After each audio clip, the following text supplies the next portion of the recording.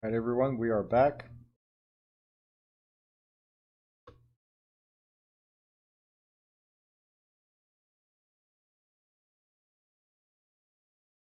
Your cameras are on, please.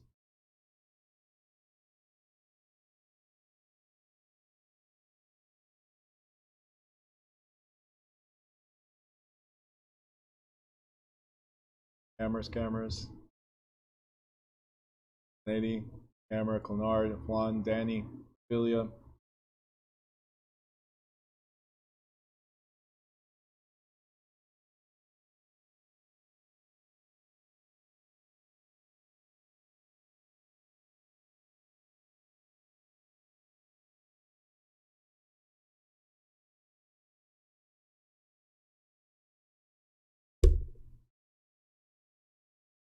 Ready? Okay. So we're going to talk about VA guarantee loans. It's exactly the same as FHA. The difference is instead of being insured, this type of loan is guaranteed. All right. Now, who guarantees? The Veteran Affairs or Veteran Administration. They guarantee the loan. And who they guarantee to? Just like FHA, they guarantee the lender, not you. All right. Now, what the VA does, everything is exactly the same. They have the appraisal certificate, right? So you have to appraise the property. They come with the same condition that if the property does not appraise, you have to come up with a difference, or you can walk away and the seller cannot sue you for walking away from the deal. The difference is that the appraisal name for an FHA, I'm sorry, for a VA loan, the appraisal name is CRV, Certificate of Reasonable Value. So I call it the Honda CRV. You got to remember, for VAs, you have the CRV, the Honda. Okay, Certificate of Reasonable Value. The down payment requirement for an FHA, the down payment requirement was 3.5% down payment, correct? For a VA,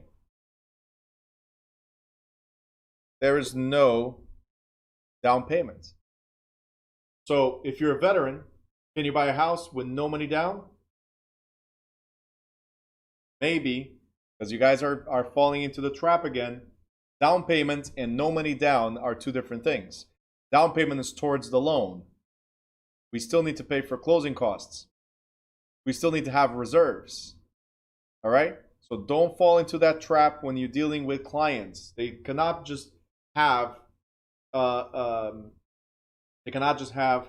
the money for the down payment and think, oh, that's it. I don't need anything else. No. Closing costs involved. There's reserve requirements, money that must be in your bank account in order to get approved. Because again, you have to show that you have stability, right? Can you put aside the money for the down payment, put it aside and say, hey, I got that money. Now let's build 6 months of reserves and here we are, good to go? Yeah. And you get into this loan with no down payment towards the loan. Sure. But you still need some money for the closing. So remember that. The advantage of a VA is that the down payment is eliminated. All the other charges might be there. For you to get the no money at all into a property, with buying the property with zero money, you need to get the seller to agree to help you with the closing costs, or get somebody to gift you money towards the closing costs. That's the only way with the government program, with a Veteran Affairs program, the only way that you can get into a property with full zero money, like nothing out of your pocket, right? All right. The other thing we have is the maximum loan term. So 30 years, just like FHA, the maximum loan term is 30 years. But if it's a farm, they give you an extra 10 years, 40. The key thing is zero down payment. Zero down payment. Let's see if you guys have a light bulb moment. Zero down payment for 1 to 4 family. So just like an FHA, you can buy 1 to 4 family. Light bulb, anyone?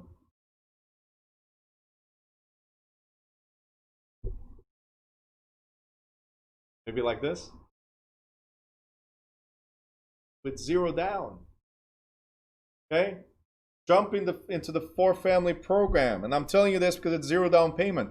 If you buy a single family today, and then you want to buy a multi later on, an investment property later on, you got to come up with 20 to 25% down payment. If you buy a single family today, guys, it's money out, money out, money out, money out, no money in. There's no rental, right? There's no income. It's just expense in a single family, right? And no offense to those of you that have a single family right now. The point is, it's an expense house. Now, later on, it's going to increase in value so you can cash out. That's great. But until then, it's expense, expense, expense. How do you think, like, I don't know how much money you guys make, right? And I'm not going to judge on how much money you guys make either. But if you make just enough money, again, the reason why I convert most people from single to multi, right? If you have just enough money to pay that mortgage, then how are you going to save to eventually get your multifamily? Where do you think that money is going to come from? So it's a lot easier. It's a lot easier to start on a 4-family with a 3.5% down payment FHA, or if you're a veteran with a 0% down FHA, and then later on you move to your single family. Here's the good news: the later on moving to your single family, you might be considered a first-time home buyer. So later on, all you need is 3.5% to buy your single family. So, saying, if you buy a single family now, later on it's 20 to 25%. If you buy a multifamily now that you're going to live in, later on you're a first-time home buyer again for your single family. So maybe only 3.5%. But let's assume that it was 20% down payment. Well, you got your income from your wages, and you got your income from the other units. It's a lot easier for you to save 20% down payment than on a single family. That's the only reason that I recommend you skip the 1 family as your first purchase. Only reason. Okay? If you're still first-time home buyer, you could be considered. If you haven't purchased any home, you're a first-time home buyer. Depending on the program, one that I'm going to show you in a little bit, depending on the program, after 3 years, you are a first-time home buyer again.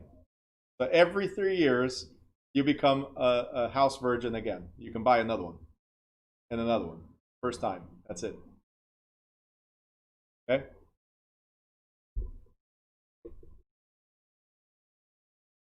Got it? These are great programs to start. Just like an FHA, there's no prepayment penalty.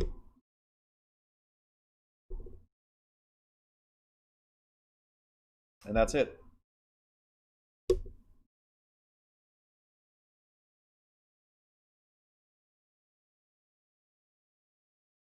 All right. You guys understand the power of FHA and VA?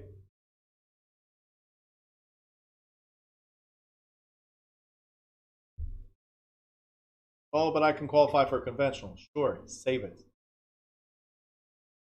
Conventional later. Go for FHA right now.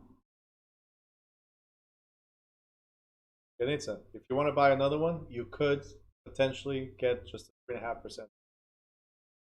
I'm not guaranteeing it because it has to be based on your eligibility, right? They have to see if you're considered already a first-time home buyer again, right? There's a 4-family with 3.5% down after you're done with your 2-family. A little tough. A little tough. Are you moving to a better neighborhood? You get divorced? Get married? Did your job relocate? If there's a major reason why you're moving to a particular area that has a 4-family only and you cannot get into a single family, then maybe. But then again, talk to a mortgage rep that will help you with this. Okay? These are things to ask based on your current situation. They analyze where you are and what you qualify for. So I'm not going to guarantee you At the 3.5%, that's why I've been saying you could potentially be a first-time home buyer again, get the 3.5% benefit again. Okay, after a certain time lapsed, you might be able to do this. If something happened in your life that made you make a major move, divorce, marriage, bunch of babies, right? There's not enough room in the house, so you need to move. I'm serious though. A disability, anything that's a major life event could potentially, I'm not saying 100% yes or 100% no, but could potentially qualify as a first-time home buyer again, and 3.5% down again. Will you be able to get into a 4-family? Now you're asking for a little bit too much, but nothing's impossible. Okay? Are you buying in another state? Guaranteed 3.5% down payment. Yes. You're buying within New Jersey. How far is it?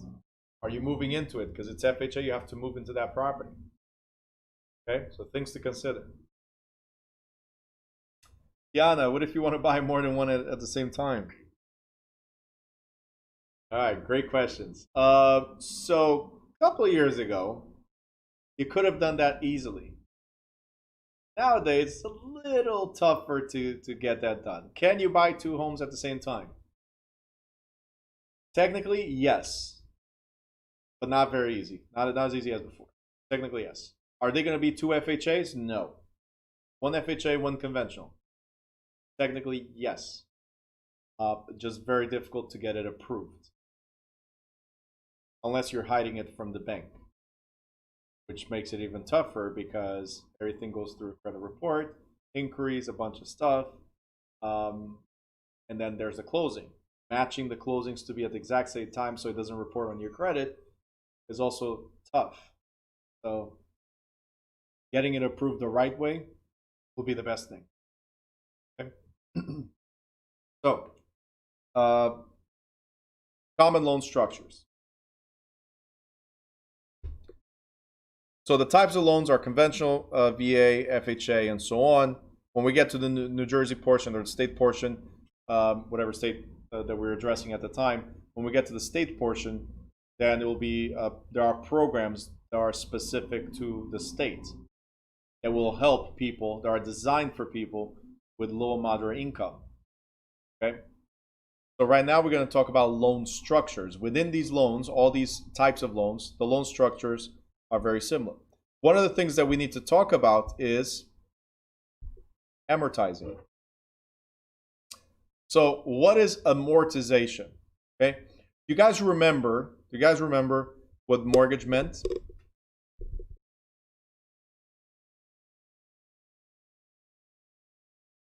Right? Mortgage. So Nate just said the same thing as Tiana before. Death. Death. So yes, mort means death. Mort means death. Yes. And then Tiana this time writes grip. Perfect. All right. Yes, you got teamwork. I get it. Death, grip. Another person replies. Great. Just remember, state exam, you guys cannot talk to each other. Anyway, so but that is great for now. What was I going to say? So mort means death. So amortizing means slowly killing, right? So amortizing is killing slowly. The word amortizing.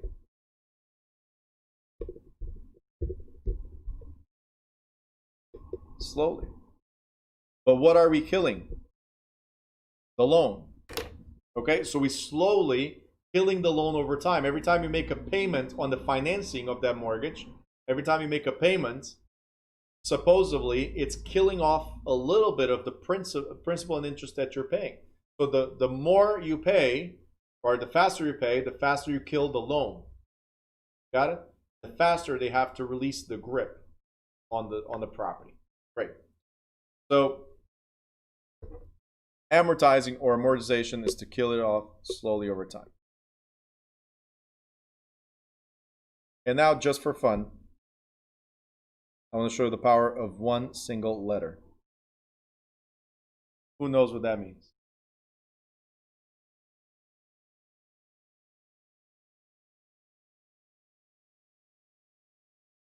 Right? one letter apart. Ah, Alexis, so nice the way you did it. Look at that. I have to show people on YouTube right now. Love. That was cool. All right. Yours is blah. One. After this one, yours is like love. Right? This is like love. More power to it. All right. So yeah, death and love, one letter apart. Unbelievable, right? I love you to death. That's what it is. That's what it says.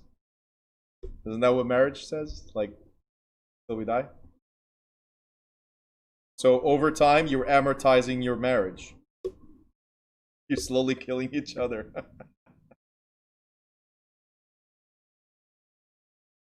Anyway.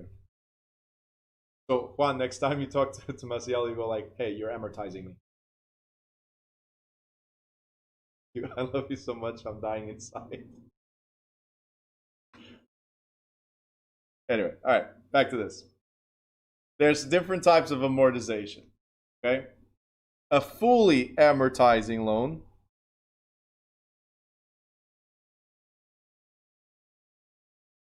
he says literally. A fully amortizing loan means that the principal balance is zero at the end of the term. So what is a fully amortizing loan? This means that over the 30 years, right? 30 years, your monthly payment is $1,000.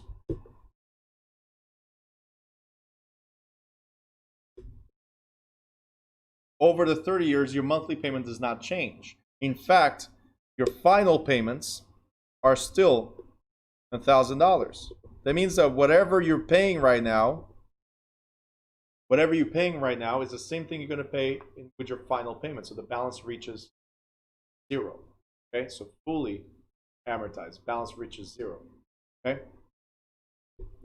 If it's a partially amortized loan, then the payments are not sufficient to pay off the debt. Okay? So at the end, there's still a principal balance to be paid off. So a partially amortized loan, your payment is $1,000 every single month, $1,000, $1,000, $1,000, all the way to the end. But your final payment could be $50,000. Remember I showed you this yesterday? You guys remember what this means? If your final payment is larger than your previous payments, what does it mean? If your final payment is larger than the previous payments, what does it mean? So Nady, perfect. That means this is a balloon payment.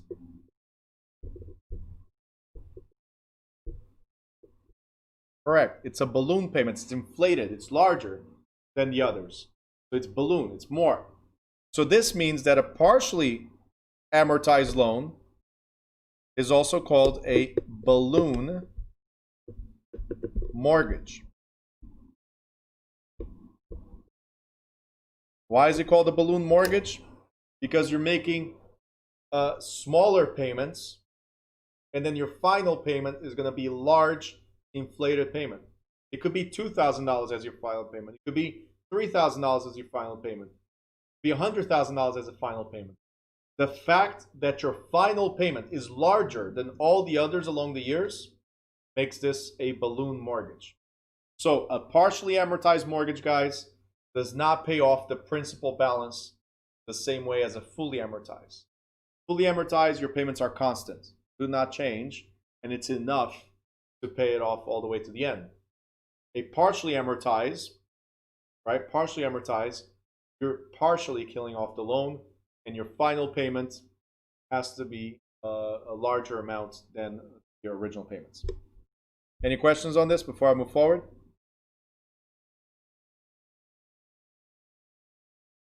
Questions?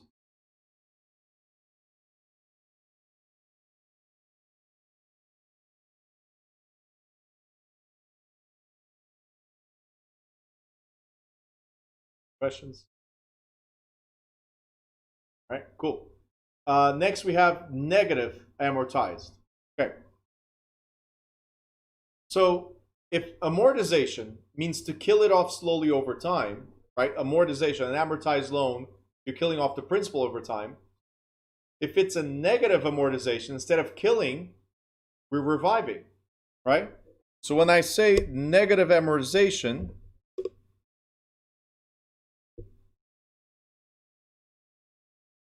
instead of killing off the debt, you're resurrecting the debt. You're not killing it, you're increasing it. So let's think about this in logic. A fully amortized loan pays it off, okay? Right? That's a fully amortized loan. A partially amortized loan pays it off, but leaves this balance, this difference that would complete the amortization, right? Okay, so fully amortized, partially amortized. A negative amortization increases the value. So this is what you borrowed, 400,000, but now you owe 430. You've been paying over time, right? But now you owe more. Why would that happen? Well, if in a fully amortized, your first payment equals your last payment, right? So it fully amortizes.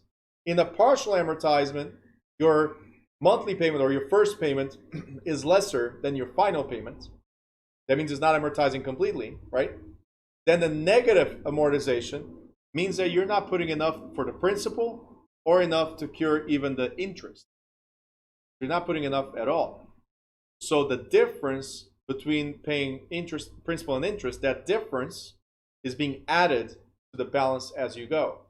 So instead of decreasing, it's increasing. Now, we don't find many of these loans anymore, but it would happen a lot in adjustable rate mortgages, which we're going to talk about briefly in a second. But it will happen in adjustable rate mortgages. Okay? So where do we find negative amortization? Mainly in adjustable rate mortgages. The balance increases. Just so you know, these are the arms right here. Adjustable rate mortgages are the main reason for the Big Short. Right? I keep on talking about this movie because adjustable rate mortgages, no, Alexis, don't watch it now. So adjustable rate mortgages, as it says, it's variable. It's adjustable, variable. So the adjustable rate mortgages, they change the interest rates over time. So today your interest rate is 5%. Tomorrow your interest rate could be 8%. Right? The next day, we're talking about in years, for instance. The next day your interest rate could be 2%. So it varies, it goes up and down. If you keep on paying the same amount every month, like $1,000 every month, but the interest changes, right? Then you're not putting enough to pay even the interest, right? And therefore the balance increases.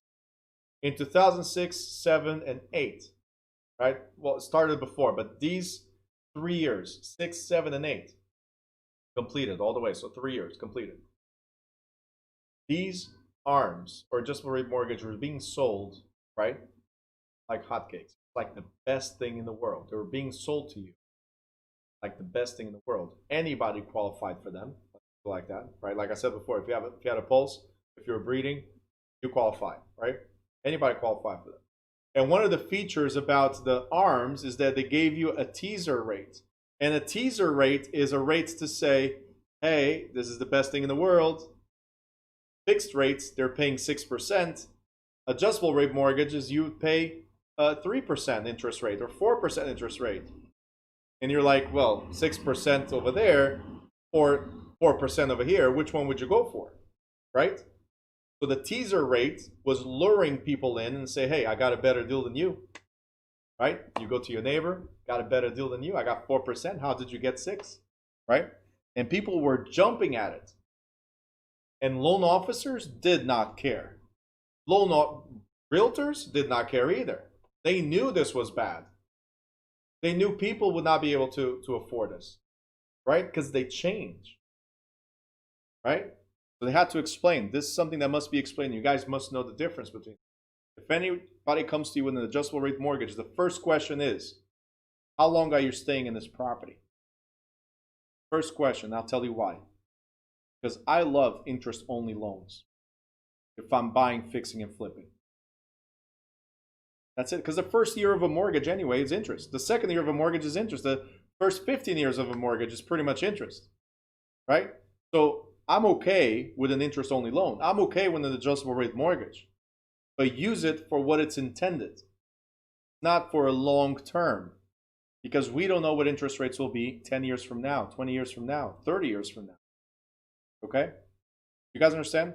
So when this guy saw, the guy from The Big Short, when he saw that these adjustable rate mortgage were going from the teaser rate to the current rate, he saw everything was going to adjust. He was thinking about 2007 or 8 to adjust, but no. The biggest crash of these was all the way to 2012, right? So between 2010 and 2012, that was the biggest crash of the ARMs, right? And then commercial ARMs were kicking in. Commercial loans with ARMs were kicking in.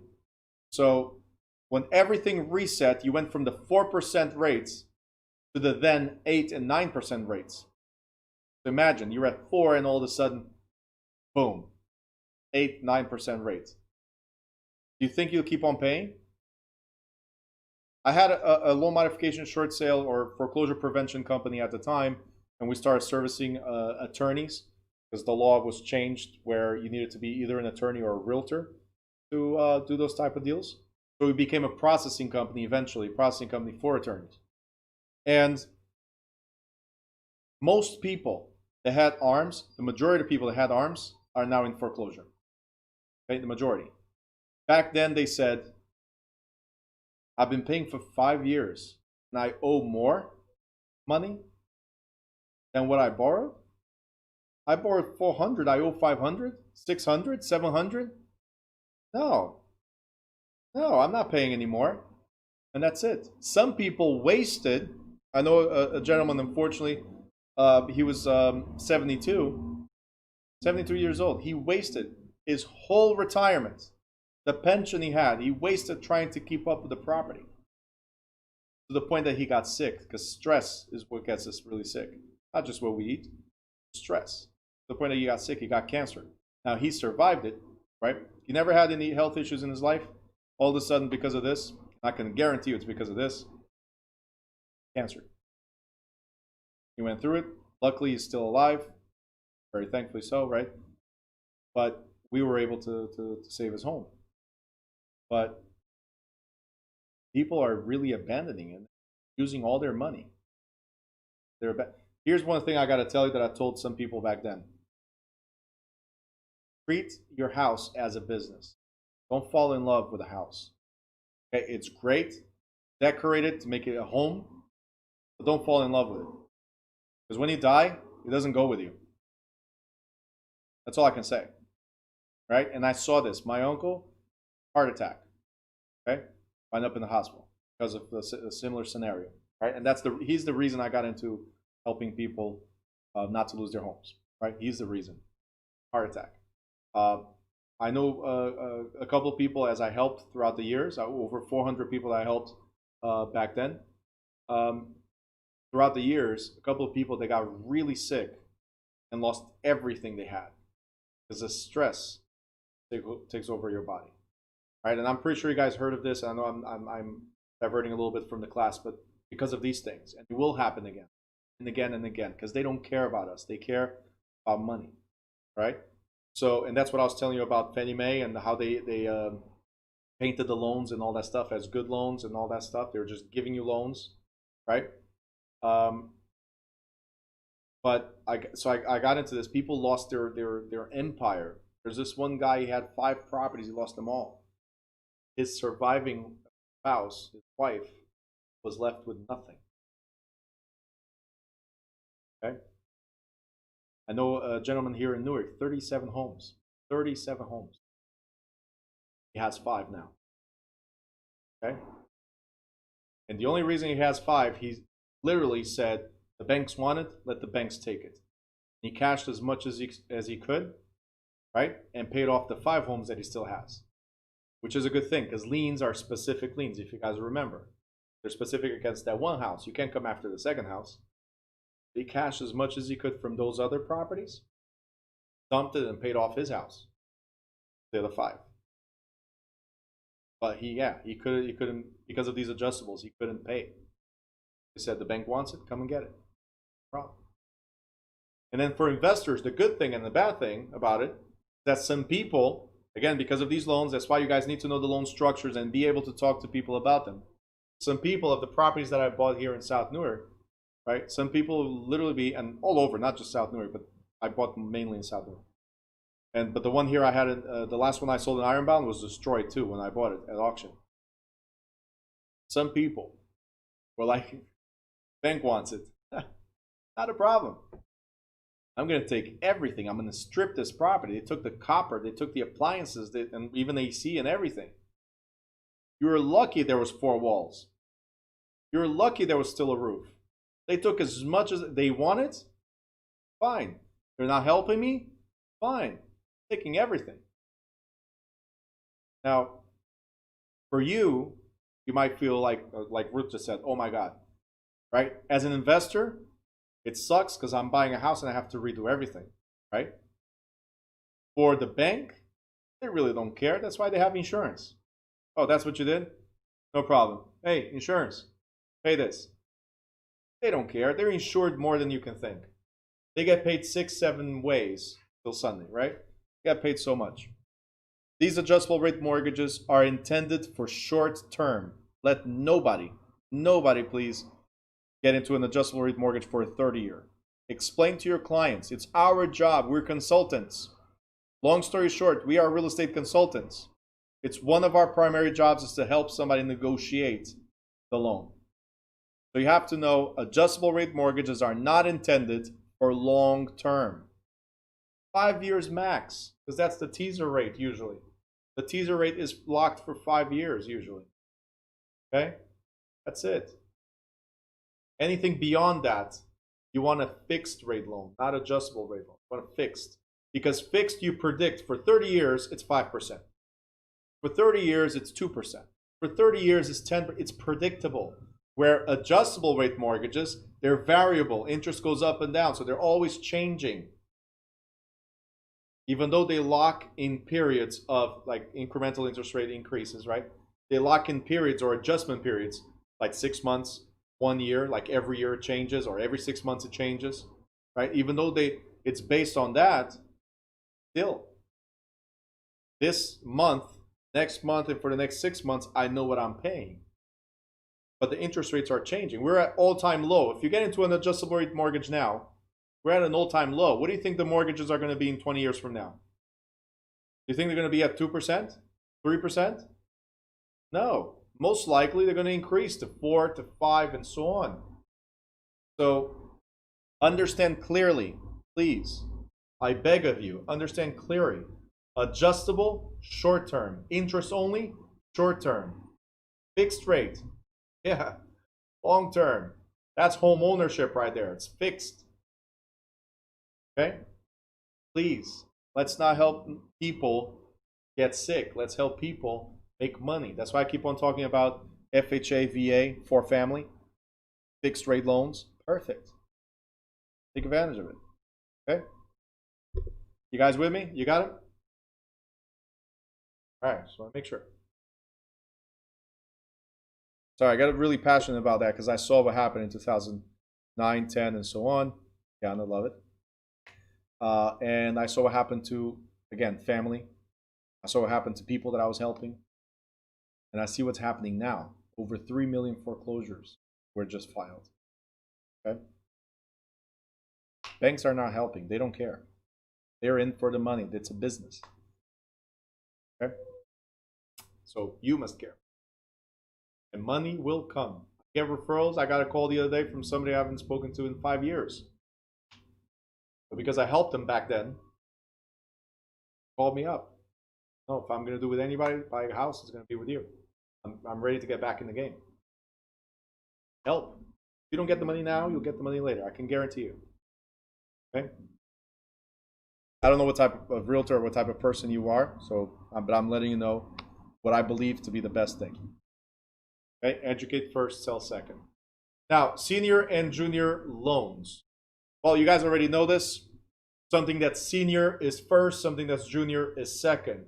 So there's first mortgage, second mortgage, third mortgage, and so on. So that's all it mentions. If it's a senior loan, usually it's the first mortgage on the property. Everything else is second. Whatever is second, the interest rates are usually higher. Because in the event of foreclosure, you guys remember this, right? In the event of foreclosure, who gets paid first? Let me know. In the event of foreclosure, who gets paid first? Anybody? If there's a foreclosure, who gets paid first?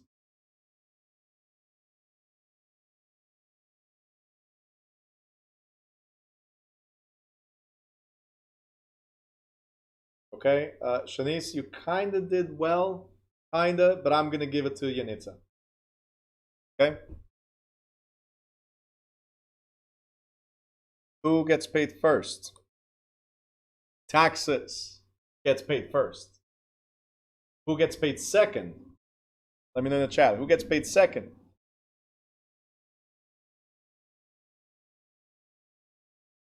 Remember, taxes always, real estate taxes, I'm sorry, always get paid first. So, Nady, the bank?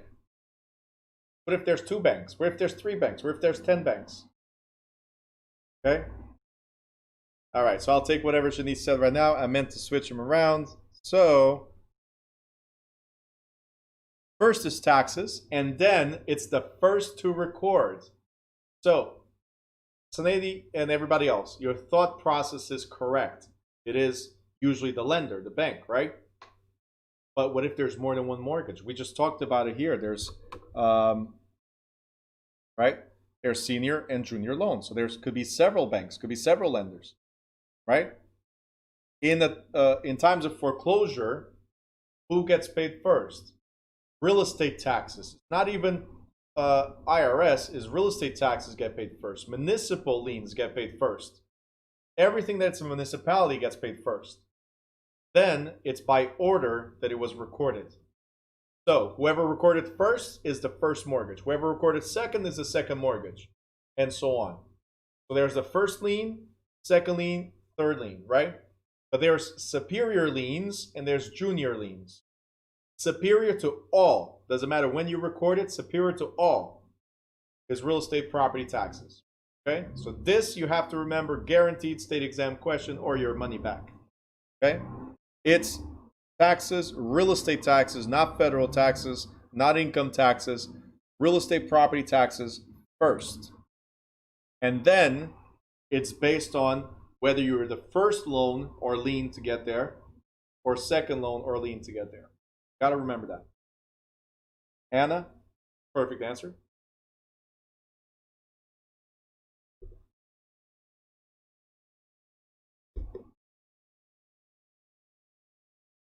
All right, the next thing we have is interest only. So interest only is making payments that don't go to the principal. Boom. That means that at the end of 30 years, what do you have to pay? The whole principal. Okay? At the end of 10 years, what do you have to pay? The whole principal. Because you're not amortizing at all. So, interest only does not amortize. Okay? Interest only does not amortize. Interest only does not amortize. So at the end of 30 years or 10 years or whatever the term is for the loan, at the end, you have to pay it in full. Principal has to be paid in full. So again, why would I go into an interest only? Just like adjustable rate mortgages. Short term. Just like adjustable rate mortgages. Right? It's the lowest type of payment you're going to get. So it's great for you to get into buying, fixing, and flipping. It's interest only. I don't care about the interest rate because the interest rate is for the whole year. If I only use it for 3 months, I pay 3 months of that ridiculous interest rate. That's it. Interest only. Doesn't matter. All right? Most private loans are interest only. So that's what you would use for. Just like adjustable rate mortgage, they're for short term, not for long term. All right. Next, we have seller financing. That means that the seller becomes the bank.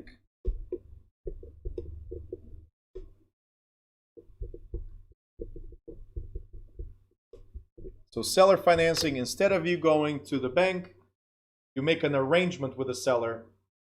Say, hey, seller, I'll give you a down payment, right? To you directly instead of the bank, right? I'll give you a down payment and I'll pay in installments over the next 10 years, 15 years, 30 years, whatever we agree. And that installment will include interest. Okay? So the difference between this and a lease option to buy or a rent to buy, the difference between this is that you're already purchasing the property and it comes with financing attached. Okay? A lease with option, you're renting, and then later on you might buy. Seller financing is you're already paying in installments to the bank. And who's the bank? The seller. Okay? This is called also a purchase money mortgage because, as I highlighted here, purchase money. So the seller or the bank are financing the purchase. Hey Jen, what's up? How are you? So they're financing the purchase. It's money for the purchase. That's why it's called a purchase money mortgage. Okay. Because the seller is the one financing, this is called take back financing.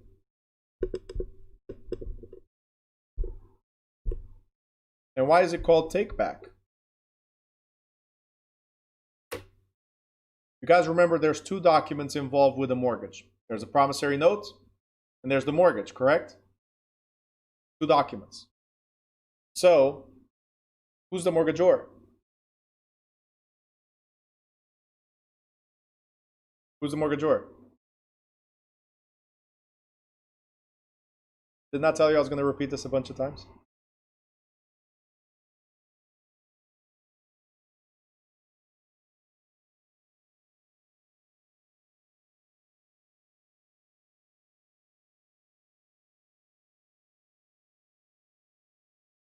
I'm not even going to say anything, Zanay.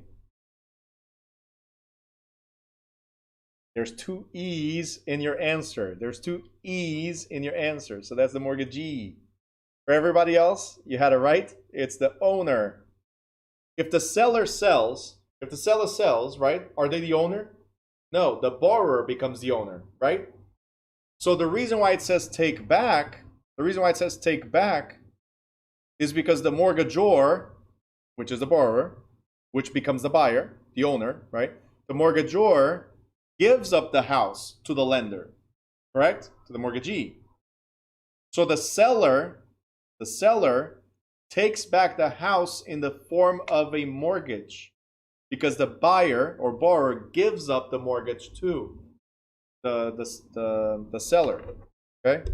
So the seller in this case is set to take back a note or to carry paper on a mortgage.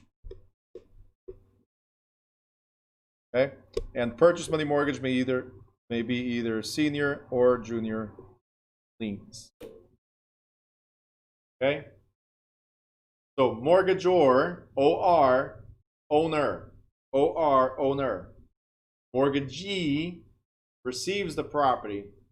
All right? In this case, lender. There's two E's in lender. There's two E's in mortgagee. Okay?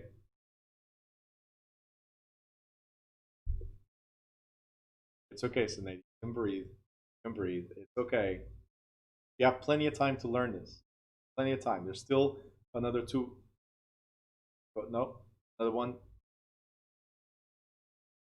We're almost there.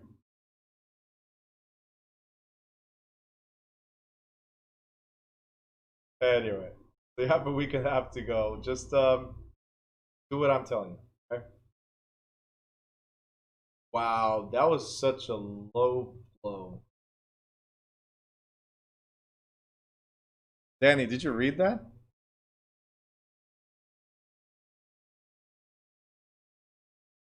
Did you read that? Wow.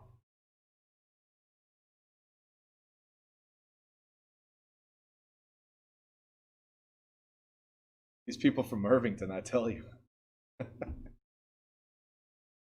See why I don't invest in Irvington? I would have to deal with Yana.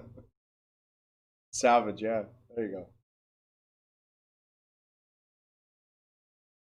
Anyway, all right. The next one is wraparound. What is a wraparound mortgage? And by the way, for this one, I have a video also on YouTube that explains clearly how a wraparound happens. But a wraparound is a mortgage that wraps around another mortgage. Okay, that's why it's called wraparound. So think about having a gift that you're going to give to somebody. What do? We wrap the gift to give it to somebody. Not anymore, because now people don't care anymore. It's like, hey, here's your gift. But anyway, before, back in the day, right, when people kind of cared about other people, we would be nice about it, and we would wrap and put a nice bow to it, right? We even buy nice stuff. Now it's like, here's a gift card, or you're lucky you got an envelope with something written on it, right? A postcard or something. Right? That's where we're getting to in this society. It's amazing.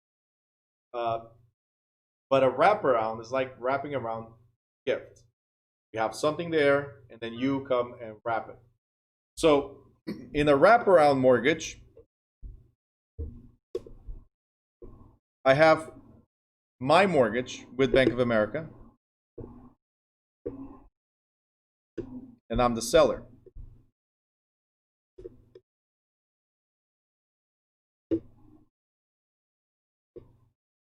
You are the buyer, and now you have a mortgage with me. So seller, mortgage. The mortgage with the seller, and the seller has it with Bank of America. Okay? So pretty much what happens is the buyer pays the seller, and the seller pays Bank of America. So you pay me, I pay Bank of America. You pay me, I pay Bank of America. So there's two mortgages on the property. The one that me and you have, and the one that I have with Bank of America. So your mortgage wraps around my existing. When does this happen? Well, you did not qualify with a regular conventional lender, so you came to me and asked me, hey, Bruno, I really want to buy your house. Is there any way you can finance it? And I'll tell you, look, I still have a balance on my mortgage. As long as the mortgage company is okay with it, I don't mind selling to you. You pay me, and I pay them. All right? A wraparound mortgage is a little complicated because what if the seller doesn't pay the bank? What can the bank do? The bank has a valid lien, so the bank can foreclose. And that means that the buyer is out of the picture as well. So it's high risk for the buyer to get into a wraparound mortgage. That's why wraparound mortgages, just like everything else that's creative, these are contracts done with attorneys.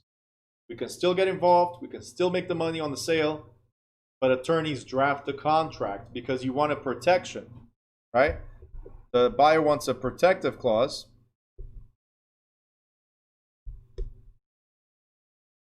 Right? The buyer wants a protective clause that allows him to go directly to Bank of America if the seller does not pay. Right? So if the seller defaults with Bank of America, buyer has the right to say, hey, Bank of America, I've been paying. What's up? No? Don't take the house away from me. I've been paying. Instead of paying the seller, I don't mind paying you directly, and I have that right according to the contract. You understand? So you have to get creative in certain instances because the bank does not lend to you. And there's a lot of ways to walk around this. One of them, again, is a wraparound mortgage. Okay? I have a video in detail.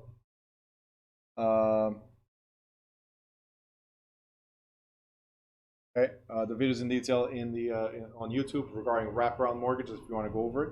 Okay. All right, real quick. Jen just said, I'm doing great. I just passed my test. Yay. Awesome. I studied the Quizlets and the tests you offered. All the explanations on WhatsApp and YouTube videos. And then sorry for my corny jokes. The only thing you should be sorry for is shopping around for a turkey while in class. Other than that, we're good. And thank you so much. Oh, little tears. Okay. Well, congratulations, and I wish you a lot of success in business and anything you need. Here. All right, so still reach out to me. You got my number. So here for you. All right. See, guys, it's possible. And there's different ways. She used Quizlet. She used like a combination of things.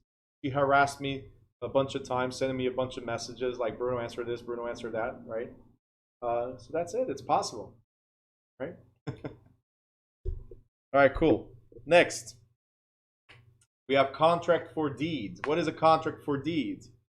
So this is another type of seller financing, and this is similar. We already talked about this before. This is similar to a car financing.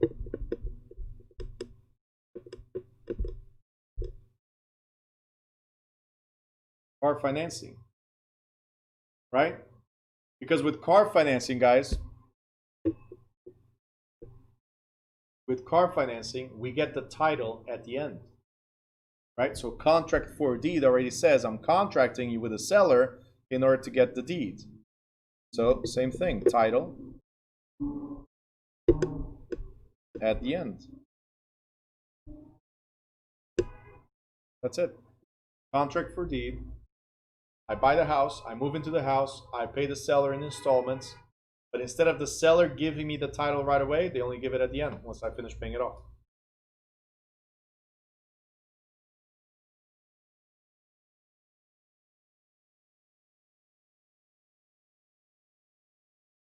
All right. Special purpose loans, we have something called home equity loan. As the name says, it's based on the equity that you have on the house. Based on equity you have in the house. So a home equity loan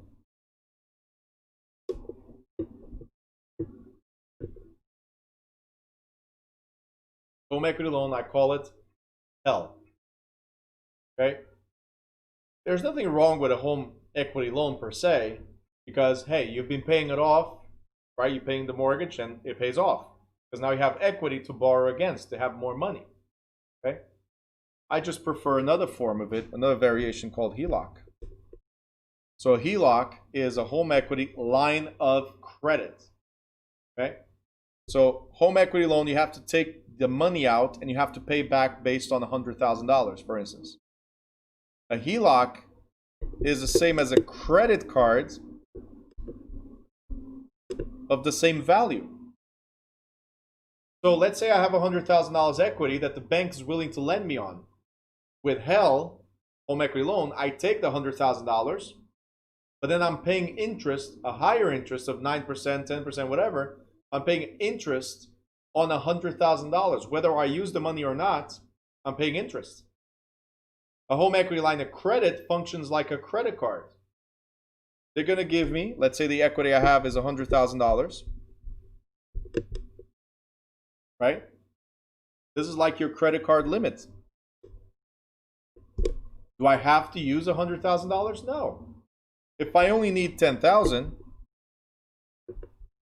then I borrow from the credit card. I borrow $10,000, and guess what? I only pay interest, let's say, on the $10,000. When I pay it back, guess what? I have the whole amount back. Okay? So the difference, the biggest difference between home equity loan and home equity line of credit is that a home equity loan, I took the $100,000, I'm paying it off until the balance reaches zero. A home equity line of credit is like a credit card. You borrow what you need, you pay back, you borrow again, you pay back, you borrow again, you pay back. And this, to me, it's like the number one thing I recommend with any property. You have equity, get a HELOC.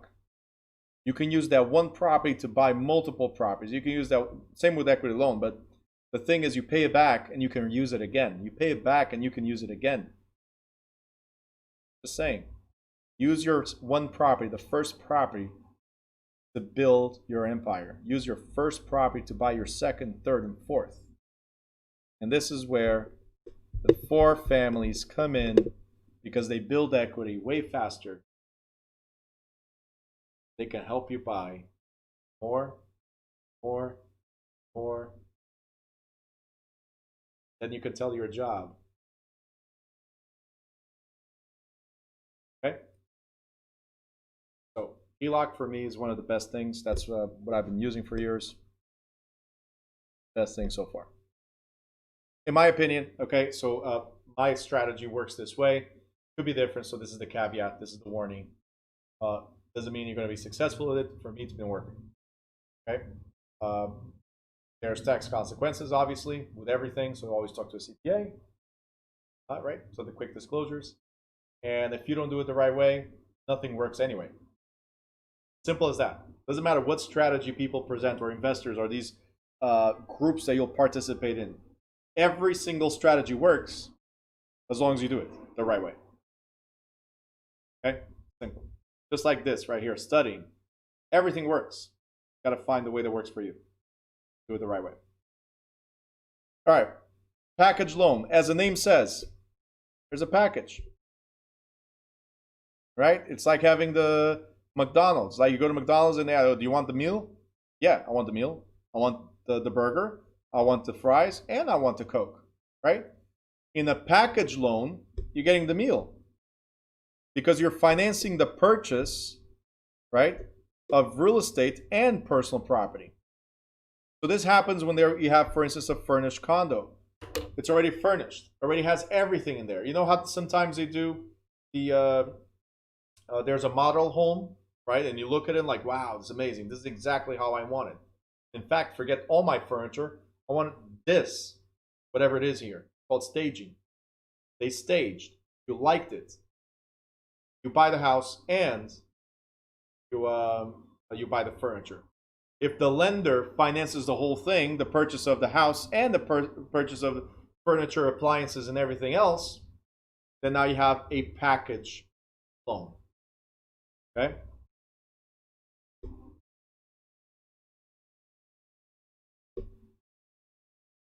Construction loan, as the name says, it's for construction. Okay? Construction loan, as the name says, is for construction. So if you're buying a house and improving, construction. If you're building a house, construction. So simple. Usually it's interest only. Got to remember that. Usually it's interest only. And interest rates are usually higher than the other ones. And this is also short term.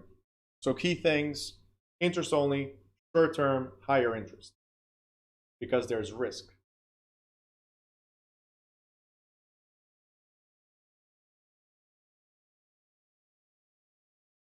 Okay, so quick thing. I see that somebody's posting questions, not from here, but posting questions in the group chat. Guys, if you ever post questions, I don't mind you asking me questions.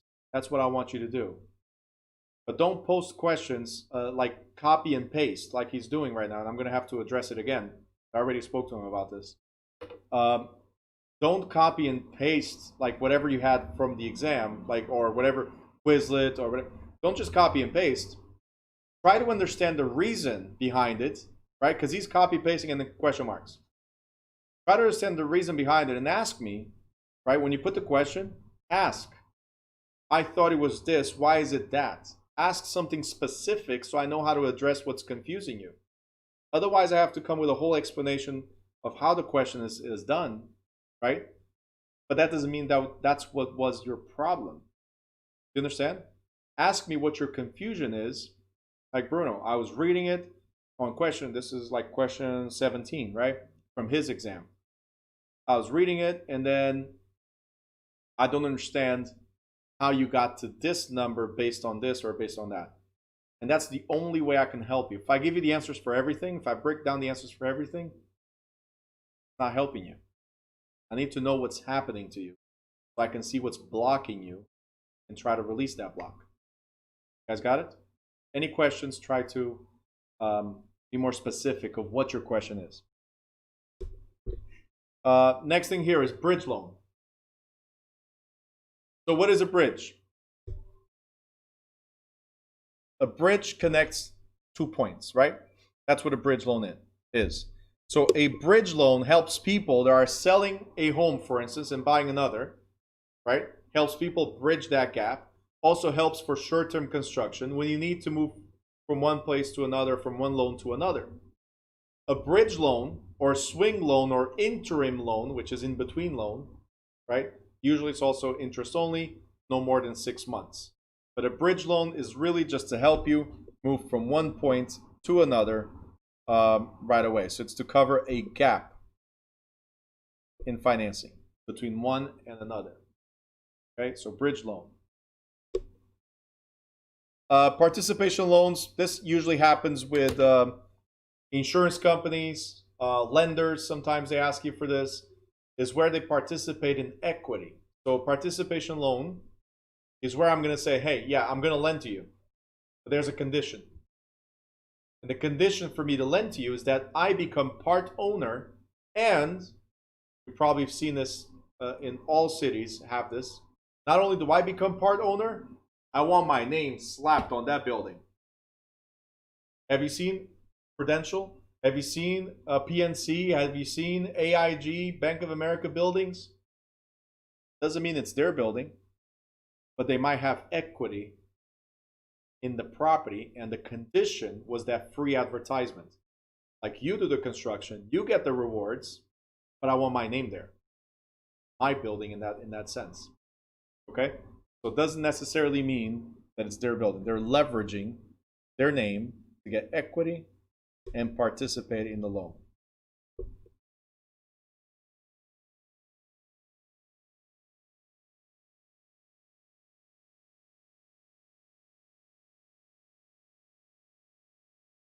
All right. Permanent or takeout loan is pretty much for construction loans.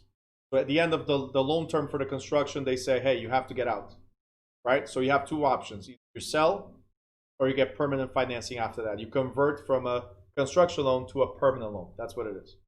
Takeout loan. You have reverse mortgages or reverse annuity, is where the lender pays you instead of you paying the lender. Why would the lender pay you? Because they're leveraging your equity. And these usually are available for seniors only.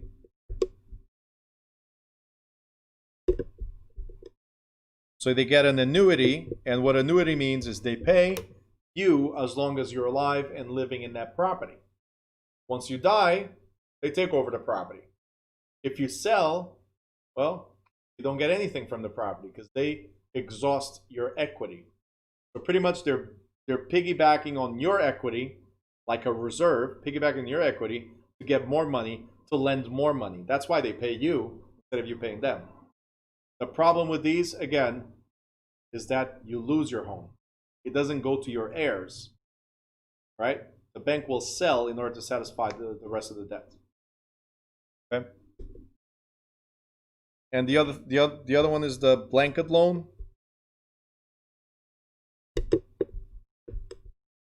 And this is for developers or subdividers.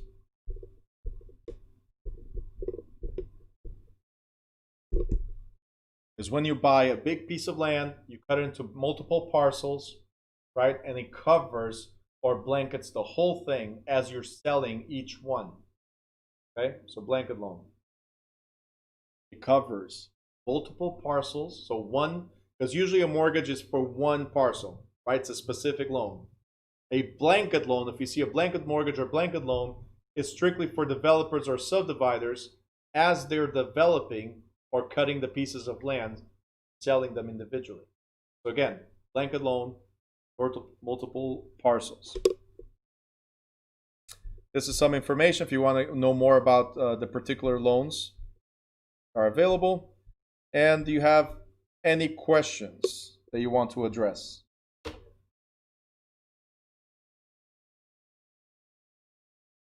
Any questions?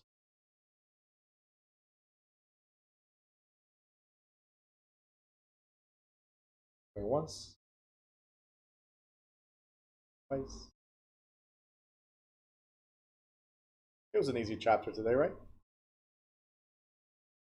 Nidia's like, cool. Of course it was.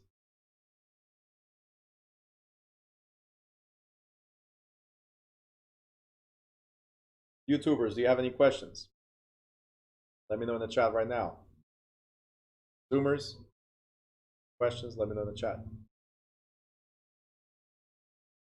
If you're typing a question, so I don't dismiss you, okay? If you're typing a question, make sure you put a question mark before you ask the question, so I know that you're about to ask a question. Right? Juan, how did participation loan work again? So you need money to build something. Juan, you need money to build something. You're developing like a 100-unit commercial or apartment building, whatever. You're developing something big. And you come to me, I'm an insurance company or I'm a bank, commercial lender, and you ask me, Bruno, I need money for this project. I'll say yes, not a problem. The condition is, the condition is that you're going to have 80% ownership. I want to have 20%, okay, so to the lender. Okay, ownership. So now that's the 100%, right? But on top of it, okay, so this is the ownership, has nothing to do with a loan. You're still going to have to pay me on that $10 million loan, right? At 5%, and you got to give me a 25% down payment. So you're still going to do all this. I will give you the loan based on the project, but I'm going to be 20% owner with you. And when you have that building, sorry. Okay, what happened? Froze. All right, and when you have that building right here, I want my name. So participation financing, where the lender helps you accomplish your dream, but becomes part owner of you, therefore participation, right? They become part owner of you. They get 20% equity out of your project. And yes, they agree to lend to you. Maybe a favorable interest rate, because now they're part owners. But you get to pay for the 10 million that it is to build this, right? You have a lower interest rate, maybe. You still have to come up with a 25% down payment. And yes, I'll lend to you. That's all. Okay? So now because I have equity, as the building goes up in value, so does my resources go up in value. Got it? All right, anybody else?